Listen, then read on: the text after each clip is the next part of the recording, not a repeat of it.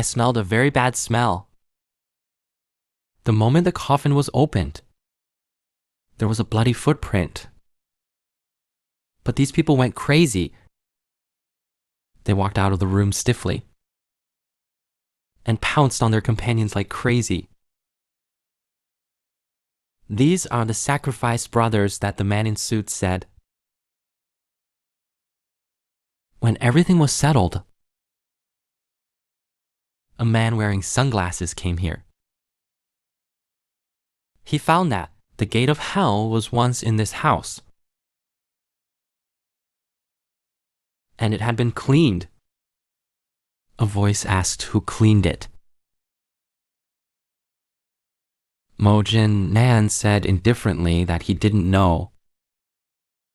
I'm more concerned about where he is now. There are two voices talking here. But in this empty room,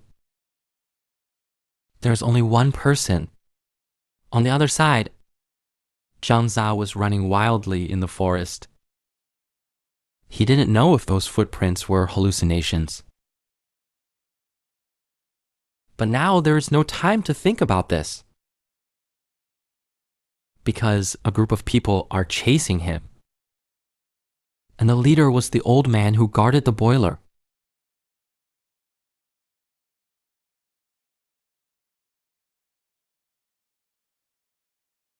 The people chasing Zhang Za were arguing at this time.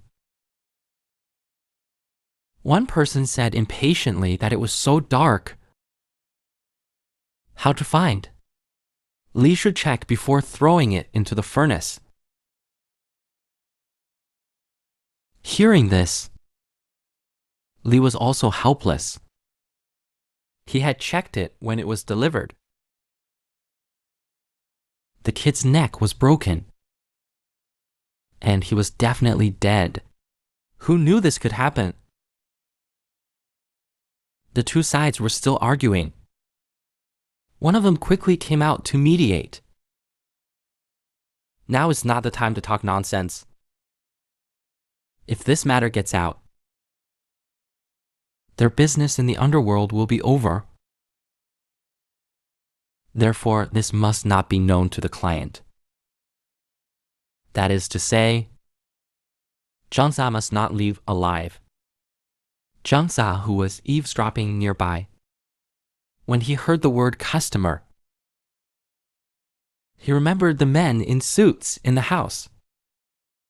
While he was thinking, he was suddenly held hostage by Li. Zhang Za resisted fiercely, but the other party was obviously not easy to deal with. Li controlled Zhang Za with a shovel to control Zhang Za and called for others to help. The two were deadlocked. Zhang Za's veins suddenly exposed, showing that he was using his strength. Li was also helpless, murmuring that we are just making a living. If you don't die today, we will all die. Blame yourself. Zhang Za couldn't listen to anything now. He just wanted to live. The next moment, Lei was thrown out. Others also rushed over at this time. The big head was hit hard with a stick. He fell to the ground with a thud. A group of people surrounded him with shovels. What did I do wrong? He couldn't see the faces of these people clearly. Zhang Za only knew that they were a group of people with malice towards him. He didn't know what he had done wrong and why they all wanted to kill him. He shouted, "Don't come over." Lalong and others were shocked. Zhang Za's pupils contracted violently and then spat out a mouthful of blood. He couldn't help coughing, which looked very painful. If it were Hao who had done many bad things, Hao couldn't bear it for a moment. They wanted to let Zhang Za go. But what Li Lao said next made him give up the idea. Then these people raised their weapons together. There was no choice but to apologize. They promised to burn money for Zhang Za afterwards. But in the next moment, A Hao swung his weapon at the person next to him. Lalo and others were stunned for a moment. Li called A Hao's name uncertainly. After the others reacted, began to blame A Hao, but didn't notice the red footprints beside him. The moment A Hao turned his head, saying words that didn't belong to humans, with a terrifying face, which scared everyone. The next moment, everyone started beating each other. Li looked around in panic. But no matter what he said, there was nothing he could do to stop them. A bloody footprint quietly appeared beside Lao Li. He changed. He joined them. Everyone's team. He went crazy. Then came the brutal and inhumane scene. In Zhang Zan's mind, kept seeing the coffin and the person who was shouting for help. He slowly began to develop into a skeleton. A sari caught Zhang Zan's attention. A man gently covered his eyes, and the other hand held a golden needle to pierce through Zhang Zan's head. Sorry, I found you. The needle was about to pierce his head, and Zhang Za gradually lost consciousness. The blood footprints kept repeating in his mind. A big coffin, and the boy who was calling for help. The bell rings. He slowly opened his eyes. What he saw was a bright red bell, and Zhang Za's whole body was written with unknown runes. And there were blessings all around. They were neatly arranged, as if there was some pattern.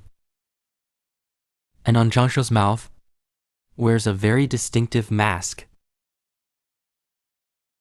because the mask was made of old copper coins, which looked extraordinary.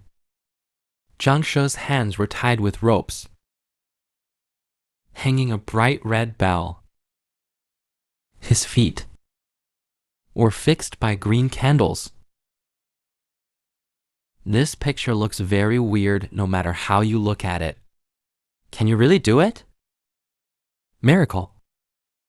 A not-so-serious voice, accompanied by the sound of mahjong, which made people even more scared. Zhang Za looked up. 3 men and 1 woman dressed strangely were sitting right in front of Zhang Shao playing mahjong. Yes, you read that right. They were playing mahjong. Zhang Za's awakening attracted the attention of the 4. The man in glasses smiled and said hello. The woman with earrings looked at him disdainfully.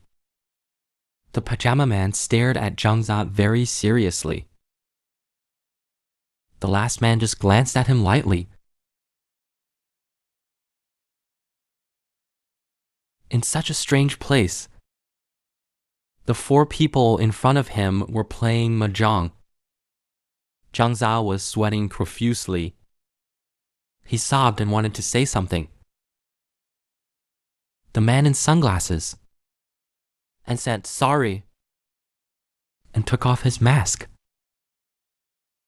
Zhang Za immediately vomited a pile of glutinous rice, and then he coughed continuously.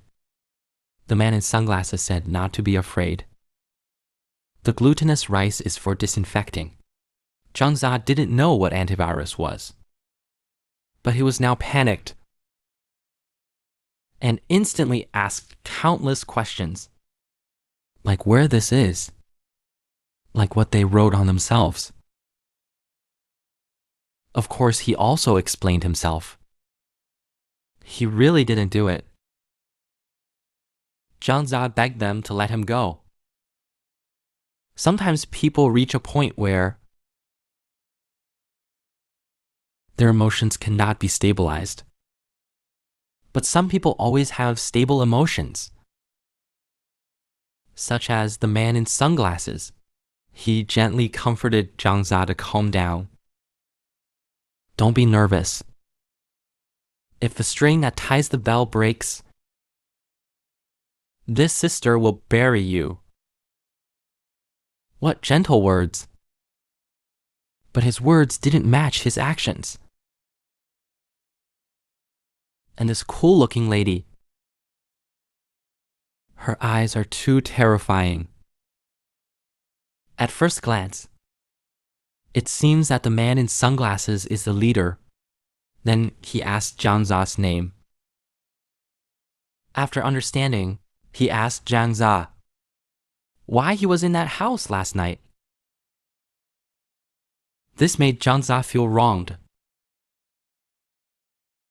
He was just delivering a takeaway. These people didn't care why Zhang Za went there.